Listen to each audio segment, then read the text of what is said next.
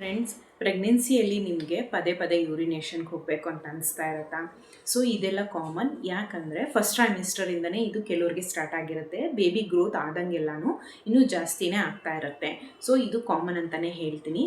So ಇದು ಏನಂದರೆ ನಿಮ್ಗೇನಾದರೂ ಇದರಲ್ಲಿ ಪ್ರಾಬ್ಲಮ್ ಇತ್ತು ಅಂದರೆ, ಯೂರಿನೇಷನ್ ಹೋಗುವಾಗ ತುಂಬ ಉರಿ ಅನಿಸ್ತಾ ಇರುತ್ತೆ, ಪೇನ್ ಏನಾದರೂ ಜಾಸ್ತಿ ಆಗ್ತಾ ಇದೆ ಅಂದರೆ ನೀವು ಆದಷ್ಟು ಡಾಕ್ಟರ್ನ ಕನ್ಸಲ್ಟ್ ಮಾಡಿಕೊಂಡು ಇದಕ್ಕೆ ಸೊಲ್ಯೂಷನ್ನ ತೊಗೊಳ್ಳಿ. ಯಾಕಂದರೆ ಸಮ್ಟೈಮ್ಸ್ ನಮಗೆ ಯೂರಿನ್ ಇನ್ಫೆಕ್ಷನ್ಸ್ ಏನಾದರೂ ಆಗಿದ್ರು ಕೂಡ ಆ ಥರ ಆಗುತ್ತೆ. ಸೊ ಬರೀ ಯೂರಿನ್ ಬರ್ತಾ ಇದೆ, ನಮಗೇನು ಪ್ರಾಬ್ಲಮ್ ಇಲ್ಲ ಅಂದರೆ ಓಕೆ. ಇದೆಲ್ಲ ಕಾಮನ್ ಆಗಿ ಯೂರಿನೇಷನ್ ಜಾಸ್ತಿ ಹೋಗ್ತಾನೆ ಇರುತ್ತೆ ಪ್ರೆಗ್ನೆನ್ಸಿಲಿ. Don't worry.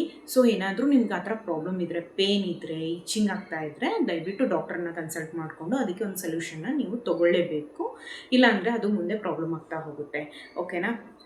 ನೆಕ್ಸ್ಟ್ ಫ್ರೆಂಡ್ಸ್, ಇದೇ ಥರ ನಿಮಗೆ ಪ್ರೆಗ್ನೆನ್ಸಿ ಟಿಪ್ಸ್ ಬೇಕಿತ್ತು ಅಂದರೆ ವರ್ಷ ಬೇಬಿ ಬ್ಲೂಮ್ ಚಾನಲ್ನ ಸಬ್ಸ್ಕ್ರೈಬ್ ಮಾಡ್ಕೊಳ್ಳಿ, ಲೈಕ್ ಮಾಡಿ, ಶೇರ್ ಮಾಡಿ.